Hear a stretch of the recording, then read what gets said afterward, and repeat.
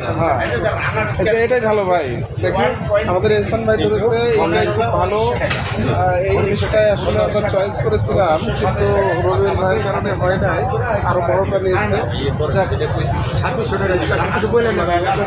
তো আমরা ইলিশ নিয়েছি এবং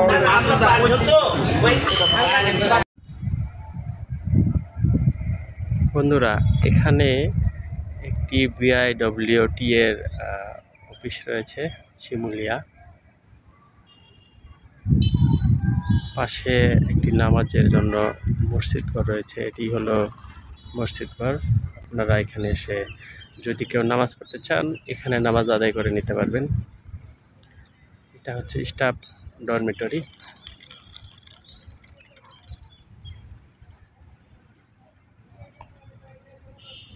এটি হচ্ছে মসজিদ গেট।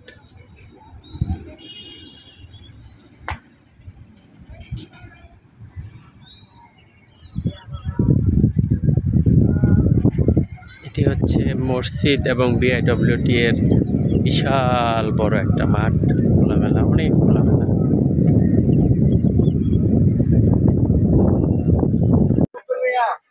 বন্ধুরা, আমরা চলে এসেছি সেই প্রত্যাশিত ঐতিহ্যবাহী মাওয়া ফেরিঘাটে। এটাই সেই ফেরিঘাট। বিভিন্ন ধরনের হোটেল পাবেন এখানে। অবশ্যই আপনারা কন্ট্যাক্ট করেই ঢুকবেন। যেই খাবারই খান অবশ্যই অবশ্যই আপনারা আলোচনা করে দামটা ফাইনাল করে তারপরে খাবার খেবেন, নয়তো আপনি হেরে যেতে পারেন, তাদের কাছে জিম্মি হয়ে যাবেন।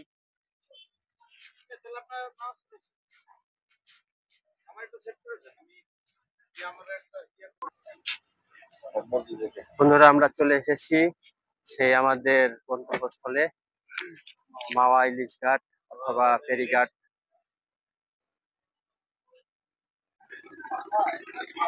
এখানে বেশ কিছু টঙের মতো রেস্টুরেন্ট পাবেন, যেখানে আপনারা আপনাদের চয়েস মতো খাবার খেতে পারেন। কিন্তু যে কথাটি আমি বারবার বলতেছি সেটি হচ্ছে, অবশ্যই অবশ্যই খাবারগুলো কন্ট্যাক্ট করে খাবেন, দাম যাচাই করে তারপরে খাবেন। শুধু শুধু খেয়ে বিপদে পড়বেন না। এটাই হলো পদ্মার পার।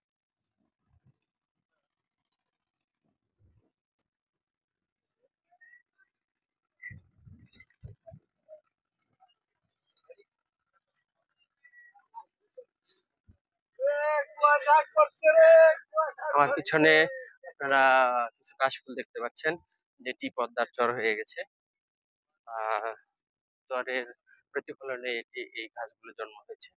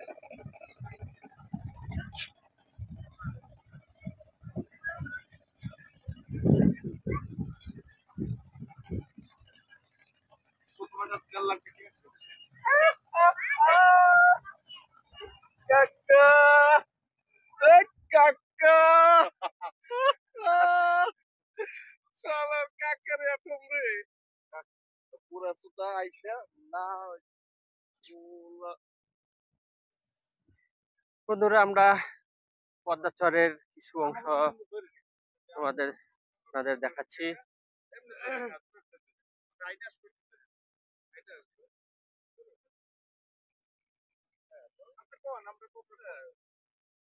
পদ্মার চরের কিছু অংশ আমি আপনাদের দেখাচ্ছি।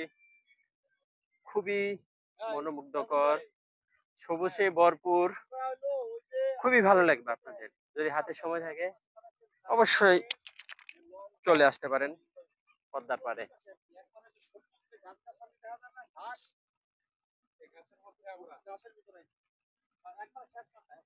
এখানে কিছু ধান গাছ দেখা যাচ্ছে, আমি আপনাদের দেখাচ্ছি। আমি জানি না এগুলো লাগানো হয়েছে কিনা নাকি এমনিই হয়েছে, মনে হয় লাগানো হয়েছে, কারণ ধান গাছগুলো না লাগালে এগুলো হওয়ার কথা না। এই যে বড় গাছগুলো দেখতে পাচ্ছেন, সেগুলো হলো কাশফুল, কাশফুলের গাছ। আর এদিকে দেখতে পাচ্ছেন, যেটাকে আমাদের আঞ্চলিক ভাষায় কাউনের গাছ বলা হয়। কাউন, এটা এক প্রকার খুদের চাউলের মতো লাগে, ভাত হিসেবে ব্যবহার করা হয়।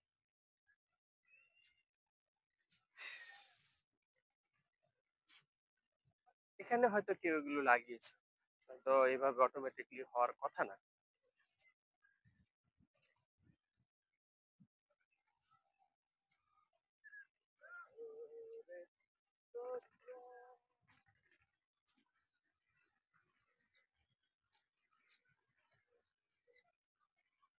এখানে যেগুলো দেখতে পাচ্ছেন কাশফুলের গাছ,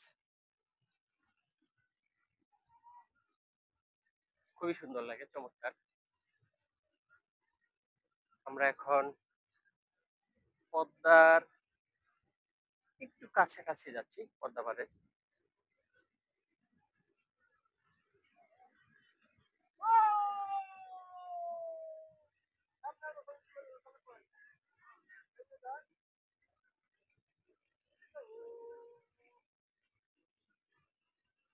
বন্ধুরা, আপনারা দেখতে পাচ্ছেন ভাড়ায় চালিত কিছু ট্রলার, যারা নদীর মাঝ অংশে গিয়ে কিছু সিনারি দেখে ফেরত আসছে। এখানে বলা হয় তাদের পদ্মা সেতু দেখানো হবে, কিন্তু পদ্মা সেতুর কাছাকাছি গিয়ে ফেরত আসে। পদ্মা সেতুর একদম ছুঁয়ে তারা কিছুই দেখতে পারে না।